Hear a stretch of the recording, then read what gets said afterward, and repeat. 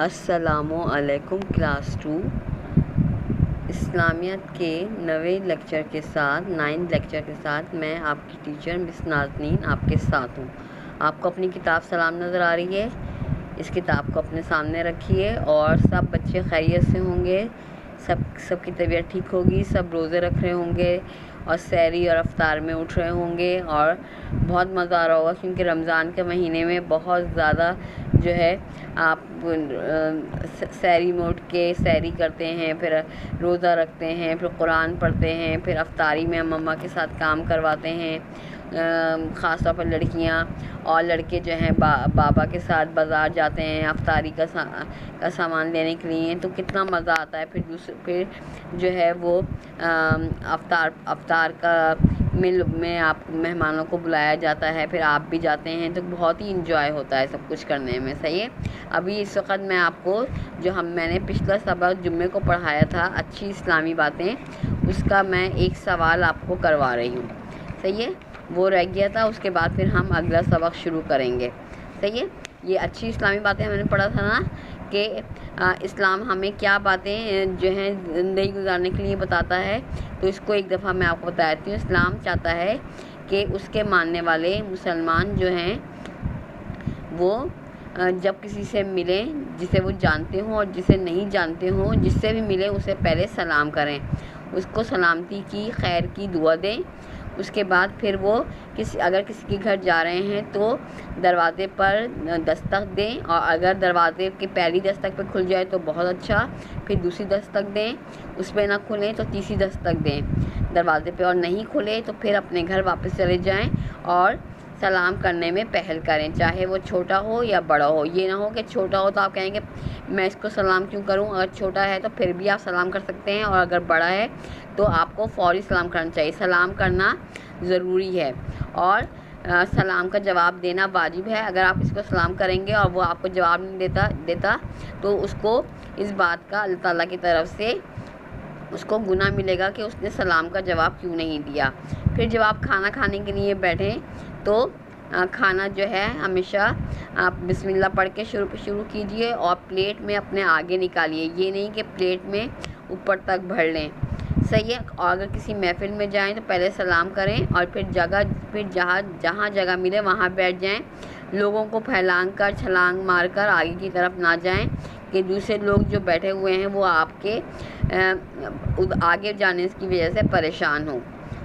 اور جب آپ کھانا کھائیں تو بسم اللہ پڑھ کر کھائیے، اپنے آگے نکالیے، اپنی پلیٹ میں اپنے آگے کی طرف نکالیں، اور بہت زیادہ کھانا بھر کے مت نکالیں کہ دوسرے لوگ کی نظروں میں آئیں، اور پہلے بڑوں کو کھانا نکالنے دیجیے۔ اگر آپ کے ساتھ دسترخوان پر یا میز پر بڑے بیٹھے ہیں تو پہلے بڑوں کو نکالنے دیجیے، اس کے بعد پھر آپ نکالیے۔ لیکن ہمارے ہاں کیا ہوتا ہے، بڑے کہتے ہیں نہیں پہلے بچوں کو نکالیں، کیونکہ بچوں کو پہلے دینا چاہیے۔ لیکن اسلام ہمیں کیا کہتا ہے کہ پہلے بڑوں کو، بچے انتظار کریں، پہلے بڑوں کو نکال کے دے دیں اور پھر وہ نکالیں ان کو جتنا کھانا ہے۔ اس کے بعد کیا ہے اچھی اسلام کی بات، اسلام میں جو سب سے بڑی دولت ہے وہ علم کی دولت ہے، اور جو یہ مادی دولت جسے ہم پیسہ کہتے ہیں، جس سے ہم چیزیں خریدتے ہیں کھانے پینے کی، جس سے ہم کپڑے خریدتے ہیں، جس کو کمانے کے لیے ہم کام کرتے ہیں دن رات، وہ دولت جو ہے وہ بڑی دولت نہیں ہے۔ اسلام کی نظر میں جو سب سے بڑی دولت ہے وہ علم کی دولت ہے، صحیح ہے۔ تو اسلام میں سب سے بڑی دولت کیا ہے، علم ہے۔ بڑوں کا ادب کیجیے، یعنی کہ بڑوں کے سامنے تمیز سے رہیے، ان کے سامنے بدتمیزی کا مظاہرہ نہیں کیجیے، ان کے سامنے بھاگیے دوڑیے نہیں، ان کے سامنے چیخیے نہیں، زور سے بات مت کیجیے، بحث مت کیجیے، ان کا کہنا فوراً مانیے۔ اگر وہ کسی بات کو کہہ رہے ہیں تو فوراً بھاگ کر کام کیجیے، پانی مانگ رہے ہیں تو پانی لا کے دیجیے، اگر وہ جوتے مانگ رہے ہیں کہ ان کا جوتا کہاں ہے یا چشمہ کہاں ہے تو وہ ڈھونڈ کر دیں۔ اب میں آپ کو ایک واقعہ بتاتی ہوں کہ ایک دفعہ ہمارے پیارے نبی صلی اللہ علیہ وسلم نے فرمایا کہ ایک صحابی نے ان سے پوچھا کہ اگر تمہارے دروازے کے پاس کوئی نہر بہہ رہی ہے اور تم روز اس میں 5 مرتبہ نہاؤ تو تمہارے جسم کے اوپر کوئی گندگی باقی رہے گی؟ تو صحابہ کرام نے کہا یا رسول اللہ گندگی نہیں رہے گی، روزانہ نہانے سے میل جو ہوتا ہے پسینہ آنے کی وجہ سے وہ صاف ہو جائے گا۔ تو ہمارے پیارے نبی نے فرمایا، حضور صلی اللہ علیہ وسلم نے فرمایا بس یہی حال نمازی کا بھی ہے، جو نماز پڑھتا ہے وہ دن میں جب 5 مرتبہ وضو کر کے نماز پڑھے گا تو نماز اس کے سارے گناہ دھو دے گی. صحیح ہے. اس سبق کا میں نے 3 سوال کروا دیے ہیں. یہ 4تھا سوال میں آپ کو جو ہے پیج پر کرواؤں گی، اور وہ پیج جو ہے آپ کے اس کے اندر جو آپ کا لیکچر ہوگا اس کے ساتھ میں اس کو اٹیچ کر دوں گی، اسکرین شاٹ بھی اس کا دے دوں گی اور اس کے ساتھ اس کو اٹیچ بھی کر دوں گی. سوال نمبر 4 ہوگا وضو اور نماز کے بارے میں آپ صلی اللہ علیہ وسلم نے کیا فرمایا، اور جواب کیا ہوگا؟ آپ صلی اللہ علیہ وآلہ وسلم نے فرمایا جو بھی دن میں 5 مرتبہ وضو کرے گا اور نماز پڑھے گا، نماز اس کے سارے گناہ دھو دے گی، یعنی کہ صاف کر دے گی، اور وہ انسان ایسا ہو جائے گا جیسے ابھی پیدا ہوا بچہ ہے جس کا کوئی گناہ نہیں ہوتا. صحیح ہے. آپ کی بات سمجھ میں آئی؟ اچھی اسلامی باتوں کی. تو اسلام ہمیں زندگی گزارنے کا ہر وہ اچھا کام بتاتا ہے جس سے اللہ تعالیٰ خوش ہوتا ہے اور جس سے اللہ تعالیٰ کے ہم قریب ہو جاتے ہیں. صحیح ہے. آپ یہ سوال نمبر 4 کاپی میں کر لیں گے، اس کا اسکرین شاٹ آپ کو مل جائے گا. اور اب ہم نیا سبق شروع کر رہے ہیں جو میں نے آپ کو کہا تھا، درخت دنیا کا حسن اور ضرورت. درخت کیا ہے؟ زمین جو اللہ تعالیٰ نے زمین بچھائی ہے اس پہ درخت جو ہیں اس کا حسن ہے. اگر درخت نہ ہو تو زمین بنجر اور ویران لگے، ہر طرف مٹی مٹی نظر آئے، کوئی خوبصورتی نہ ہو. لیکن درخت کی وجہ سے کیا ہے؟ دنیا میں رنگ ہے. درخت کو دیکھیں تو اس کے اندر ہرے پتے ہیں، اس کے اندر مختلف رنگ کے پھول ہیں. کوئی پھول سرخ رنگ کا ہے، کوئی پھول جو ہے پیلے رنگ کا ہے، کوئی گلابی رنگ کا ہے، کوئی جو ہے پھولوں کے ساتھ پتے ہیں، اس کے ساتھ جو اس کا تنا ہے وہ براؤن کلر کا ہے. صحیح ہے. اس طرح ہمیں بہت سارے رنگ نظر آتے ہیں. اب ہم اس کے 2 پیجز آج میں آپ کو پڑھاؤں گی. دنیا کی خوبصورتی اور حسن برقرار رکھنے کے لیے، حسن کسے کہتے ہیں؟ خوبصورتی کو، جس سے کوئی چیز ہمیں پیاری لگ رہی ہوتی ہے، ہمارا دل اس کو جسے دیکھنے کا چاہتا ہے، تو وہ دنیا کی خوبصورتی جو ہے وہ درخت ہیں، پودے ہیں، پھول ہیں، پھل ہیں، سبزیاں ہیں. تو یہ تمام چیزیں جو ہیں وہ دنیا کے حسن کو برقرار رکھنے کے لیے، قائم رکھنے کے لیے ضروری ہیں. قدرت کی اہم چیزوں روشنی جو ہم سورج سے حاصل کرتے ہیں، ہوا، پانی، سبزہ یعنی کہ ہریالی، پودے، پتے وغیرہ، فصلوں جس میں اناج، دالیں وغیرہ اگتی ہیں، پھلوں، جتنے بھی پھل ہم کھاتے ہیں، آم سے لے کر تربوز اور موسمبی تک، اور درخت اور پھولوں، ہر طرح کے پھول، موتیا، گلاب، گیندا، سورج مکھی، یہ تمام پھول اور درختوں سمیت جھیلوں، دریاؤں اور سمندروں کی حفاظت کی جائے. ہمارے نبی نے ہمیں درخت کاٹنے سے منع کیا ہے، کیونکہ درخت جو ہے دنیا کی خوبصورتی ہیں. لیکن ہم جو ہے اپنے نبی کا کہنا نہیں مانتے اور درخت کو کاٹ کر اس سے فرنیچر بناتے ہیں، صوفے بناتے ہیں، الماری بناتے ہیں، کبرڈ بناتے ہیں، کرسیاں بناتے ہیں، میزیں بناتے ہیں، ڈیسکیں بناتے ہیں. صحیح ہے. الماریاں بناتے ہیں. اور جبکہ ہمارے نبی نے درخت کاٹنے سے منع کیا ہے. لیکن اگر کاٹیں آپ ان چیزوں کے لیے درخت کو، تو وہیں نئے پودے بھی ضرور لگائیں. اس بات کی بھی تاکید کی گئی ہے اور کہا ہے کہ اگر تمہارے ہاتھ میں پودا ہے اور تم اسے لگانے جا رہے ہو اور کوئی آفت، کوئی پریشانی سر پر آ گئی ہے اور اس کے لیے تمہیں بلایا جا رہا ہے، تو تب بھی تم اس پودے کو جلدی سے لگا دو، زمین میں یا گملے کے اندر. جیسے یہ آدمی گملے میں پودا لگا رہا ہے. صحیح ہے. اب ہم اگلے پیج پر دیکھیں گے درخت اور سائنس. درخت اور سائنس کی کیا ان کا میل ہے یہ میں بتاتی ہوں. کارخانوں سے اور گاڑیوں سے نکلنے والا دھواں ہوا کو گندا کر رہا ہوتا ہے. فضا کہتے ہیں ہوا کو، اور آلودہ یعنی گندا کر رہا ہے، جس کی وجہ سے ہم سانس، آنکھوں، جلد اور خون کی بیماریوں میں مبتلا ہو رہے ہیں.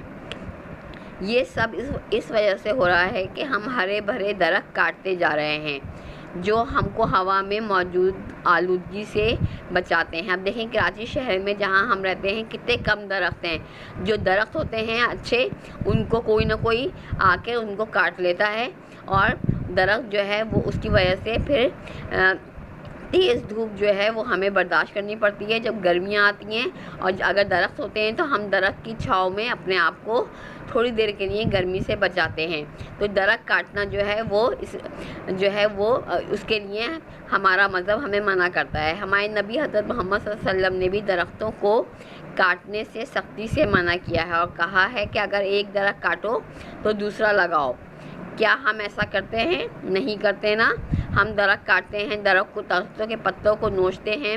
درختوں کے پتوں کو کبھی بھی نوچنا نہیں چاہیے، کیونکہ مغرب کے بعد وہ سو جاتے ہیں۔ اللہ تعالیٰ کے جتنی بھی مخلوقات ہے جو اللہ تعالیٰ کا کہنا مانتی ہے، تو اللہ تعالیٰ کا حکم ہے کہ عشاء جب مغرب کی اذان ہو جائے تو عشاء کی نماز پڑھ کر سو جاؤ، اور صبح سویرے جلدی اٹھ کر نماز پڑھو اور اپنے کام پر جاؤ۔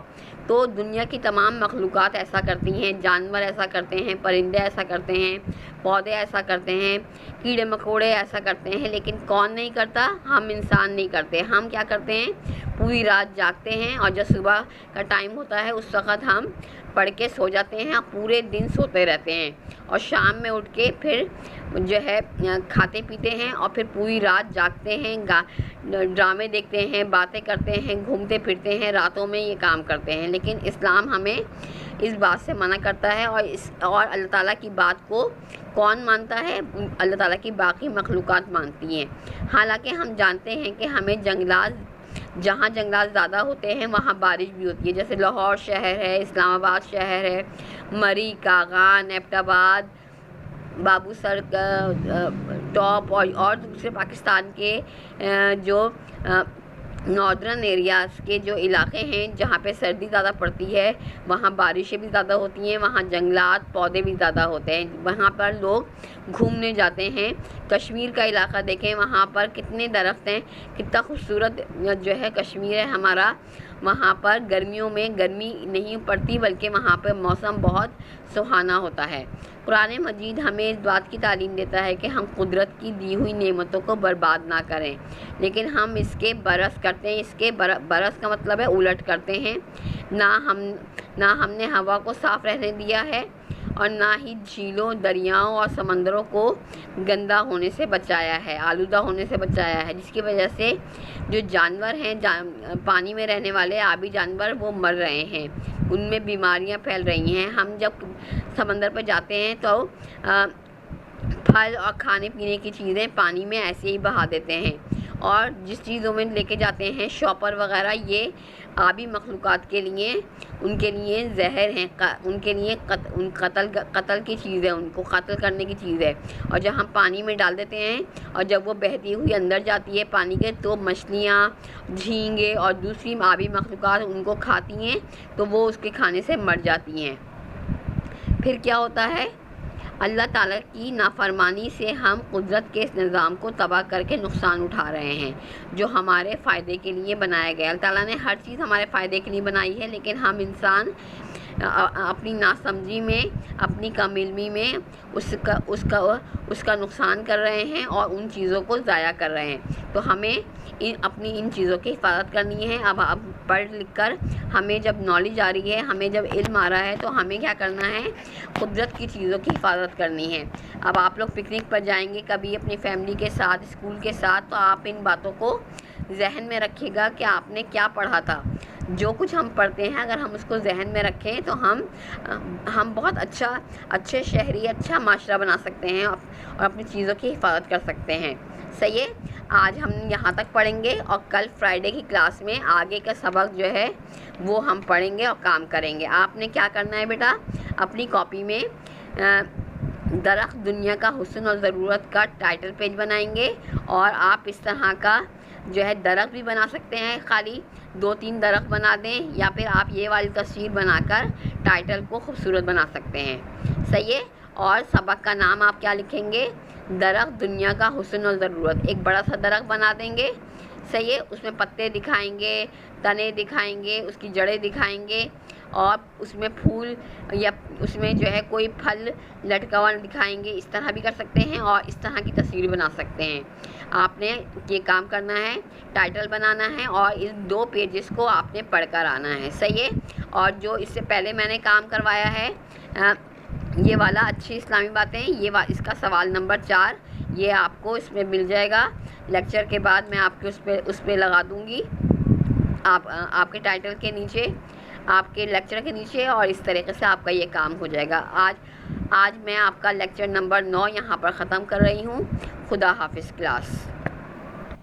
اب اس کے آگے جو آپ کا سبق تھا اچھی اسلامی باتیں، اس کا ایک سوال رہتا تھا، سوال نمبر 3، یہ میں نے آپ کو کروانا ہے۔ وہ سوال یہ تھا، دیکھیں لکھے ہوا آپ کے سامنے، وضو اور نماز کے بارے میں آپ صلی اللہ علیہ وآلہ وسلم نے کیا فرمایا ہے؟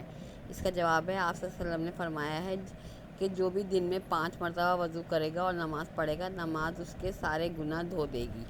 خدا حافظ کلاس۔